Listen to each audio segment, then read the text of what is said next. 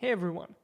So a couple of days ago I looked into a tool called Replay and I got a chance to play with some of the new features but also with the tool as a whole. I have to say I was really impressed by the level of insight I got thanks to it as a both tester and a developer. And I have to say Replay is probably going to become my new best friend. And I have a feeling that after watching this video you might become a fan as well. So what is Replay? Well, it's many things, but I would say mostly it's a tool that records everything your app does. And when I say everything, I really mean everything, and then provides you with debugging superpowers. Okay, so why would you want to use it, you might ask?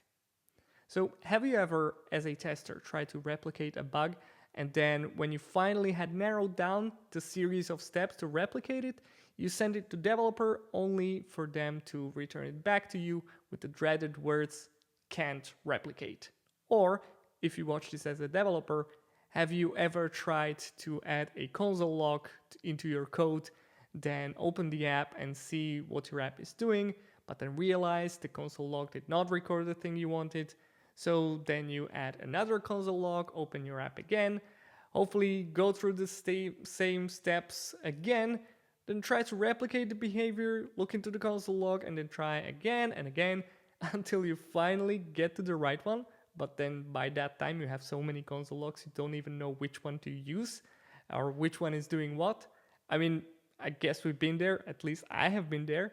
Well, that's exactly the problem Replay tries to solve. Remember how I said Replay records everything your app does? Well, thanks to that, you can start by just interacting with your application and then add a bunch of console logs after. It almost sounds wrong, like something that should not even be possible, but that's exactly what Replay allows you to do. So enough talking, let me show you Replay in action. Alright, so how does Replay actually record? So Replay is actually a browser that you can download. So here I'm on the homepage of Replay. I have this really nice landing page, and up in the right corner you can download essentially what's a Replay browser, which is built on Firefox with some additional capabilities. And that's like exactly the recording capabilities that I'm talking about. And as we speak, the team is working on Chromium version as well, so you will be able to use that as well. So the absolutely simplest use case that you can use Replay for is to basically open Replay and then open a new tab and start using it as a browser. Now, if you want to record, in the top right corner there's a record button that you can press. So first I need to enter a page. So I have an application running on localhost, so I'm going to open that and then I will start recording. So as soon as I do that, we are recording, and now I can go ahead and interact with my application. So I'll add a new to-do, hello world, do a wave emoji, enter one. Here I have a hello world. Then I can check this off, maybe delete that, add some other to-do, new to-do, and basically interact with my application as I normally would. Then after I'm finished, I'm going to stop the recording and then I'm going to name the recording. So if I'm a QA, I can just replicate a bug and then name this recording. Let's say we actually have a bug. The to-do was checked off, if you notice. So to-do is checked off after creation. So when I save that, as a tester, now I have a recording. So you can see that if I run it again, I actually have a video of what I did. I can see my cursor running and I can see me adding the to-do. And on the left side, you will actually see all of the key presses and clicks and whatnot, everything that I was doing during that recording. So far so good. It's like a trace viewer in Playwright or a timeline in Cypress, right?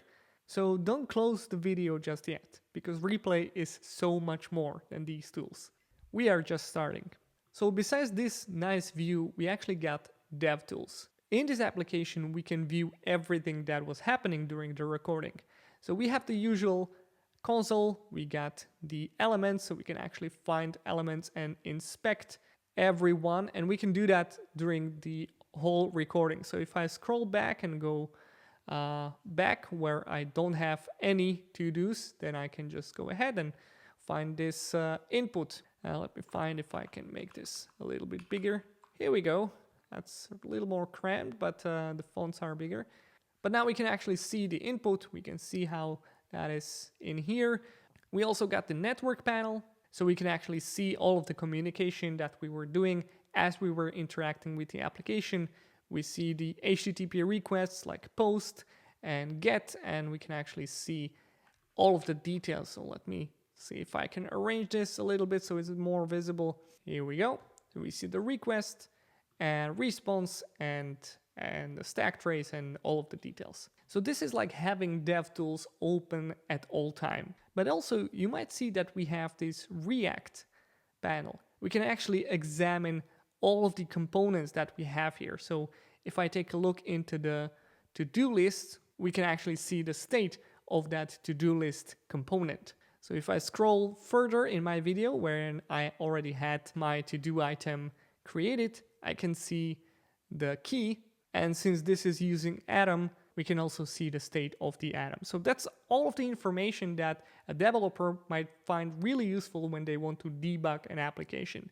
But you as a tester, if you replicate this bug using Replay, you can just go ahead and click on this share button and share this with your developer. Also, as a good tester, you can go ahead and add some comments.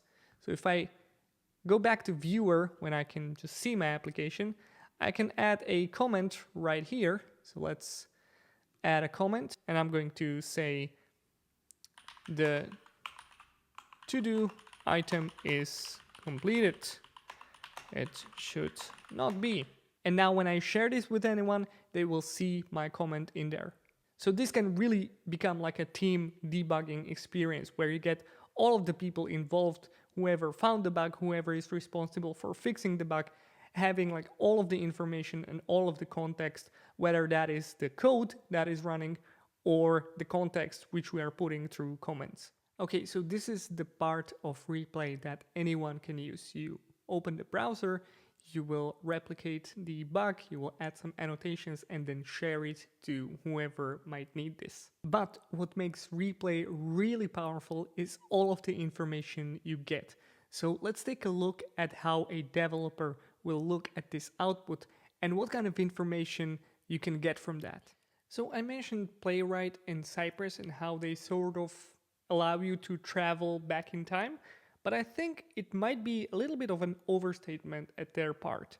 If I would show you a time machine that would allow you to go back in time, but it would not allow you to actually physically enter that time, you would say that's just a TV, right? The best part about traveling back in time is that you can actually take an action. So I think Replay is a time machine. So I will show you now. So let's go back to the DevTools and actually explore what's going on here. So as I mentioned, we actually have this comment, the to-do item is completed. When we create it, it has the checked off state, which is not a very good to-do app. So if I go Command P, I can actually take a look into all of the files that are included in my application. So I can, for example, take a look at the component that is responsible for adding my to-do. So I'm going to search for that, add to-do, and I can see it over here. Let me just hide this side panel so we have some more space. And as you can see, Replay is using source maps, so we can actually see the source code properly. Now, in my add to-do file, what I can do now is hit any of these plus symbols. So for example, I'm going to click it here, and as soon as I do that, Replay is going to add this print statement. So during my recording, as I was adding to-dos, I actually added to-do twice. So there's one print statement for each function call. Now what I can do with this is I can add my own print statement. So if I'm going to say hello world, that's going to be printed out to my console. This actually tells me how many times this function was called. But not only that, I can actually take a look into the data that was passed through this function. So over here you can see this new to do, which is going to be the variable that holds the value of our input. So if I'm going to add this one here, new to do, in my console log you will see the values that were inputted into this component. So when we added hello world and the wave emoji and then new to do, all of that information will be available for us here. And that's going to help us immensely when we are debugging. Now, since we are in React, we have this React tab, which we can use. So for example, after we create our to-do, we are going to have that to-do item present. So if I scroll over to the timeline, click somewhere over here, and then click on my to-do item component, I'm going to see all the details of that component. So you'll see the text of the component, which is hello world, and then we can also examine the properties. So we can see the completed is true, ID is 67, and then we have the title.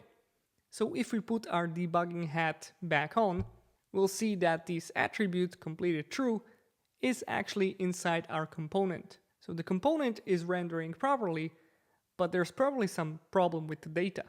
In our add to do component, we're using Atom.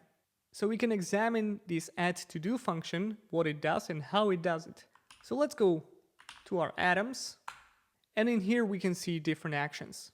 So for example, this add to do atom is responsible for creating our to do. Now we can see over here that we're sending the title, new to do, and then we're sending the attribute completed set to false. So we can go ahead and add a print statement over here as well. And let's take a look, for example, at the new to do. So I'll add my print statement, go back to console, and I can see that both from the component and the atoms file, everything looks pretty much the same. Now, after we sent the API request using Axios, we get the response data. So we could actually print that, but if I just hover over the data, I can actually get an insight into what that response data was. So over here, I see that the completed is true, which means that my server is not giving me the correct information back. So here we followed the data by adding a bunch of print statements to essentially get to the source of the error, which coincidentally is at our server. There's one more thing I want to show you. Having all of the information recorded is very useful, as you can see, but it gets even better. You can use Replay Browser in your Cypress or Playwright tests and get a recording right from your test run. So let me show you how that's done. I am now in my To-Do app project. So to use Replay with my Cypress tests, there's just two things I need to be doing. The first one is to add Replay.io Cypress to my project and then add it as a plugin. So I'm importing that to my Cypress config TS file as well as in my support E2E file. So once I set up my Cypress project, all I need to do is to set up my workflow. So in GitHub workflow, I have this replay YAML, which already contains my checkout step and my GitHub action. And I'm using the Replay Chromium browser to run my tests in. Cypress will then do its usual thing, where it's going to run my tests, but it's going to use the Replay Chromium browser. There's also a Replay Firefox available. And then after it's done testing, I add an additional step to basically upload the recordings to the Replay server. There's also a record API key which you need to set up in order to have that communication established with the server. So it's a couple of fairly easy steps. Now, what happens if you run those tests and add your recordings? The test run is going to get recorded into my Replay browser. So I can see this in this React Things project. And if I click on this last test, I can see how many tests have failed and how many have passed. So I can see I have a failed test. So let's go and examine it. In here, the basics look pretty much the same. I can play my recording, I see the video, and I can see the test interacting with my application. The interesting part is, of course, coming when I click on these DevTools, because this is where all of the information is. If I open the side panel, what I have here is all of the tests that are inside my spec file. So I can see the successful tests, and I can see each and every command as I would see those in Cypress. I'll see the details of what the command has yielded, what it has done, and I even see the before and after state. I can look into the detail of the test so I can actually examine what's going on in here. And I have my elements panel through which I can select any of my elements, and then also a network panel where I can see all of my requests. So if I go back to my failed test and see where it is actually failing, I can scroll down to the assertion, take a look at what exactly happened, and I see that it is failing on the checked state, right? So when I create a to-do, it should not be checked by default, it should be unchecked. And that's exactly the assertion that's failing. Since I have my network panel and all of the Cypress logs, I can just click on this post request that was triggered right after I typed in the text of my to-do and take a look at the details. These will actually print out over here in the network panel, and I can see the request where we're sending buy milk and completed false, and I can take a look at a response, and as you can see over here, the server has responded with completed true, which is the source of our error. So to wrap up, Replay can be a helpful companion for recording bugs and providing that information to your developers. It can help you debug your application by adding print statements, traveling backwards or forward in time, and it can help you debug your tests by providing all of the information right from your test run. I think it's a tool that can save you a tons of time. It will make debugging a smoother, faster, and quite frankly, an enjoyable experience. So if you want to learn more, I've put some link in the description of this video, and you can also expect me to create some more cool examples in the near future. So if you are up for that, you can either subscribe, follow me on socials, or check out my blog. See ya!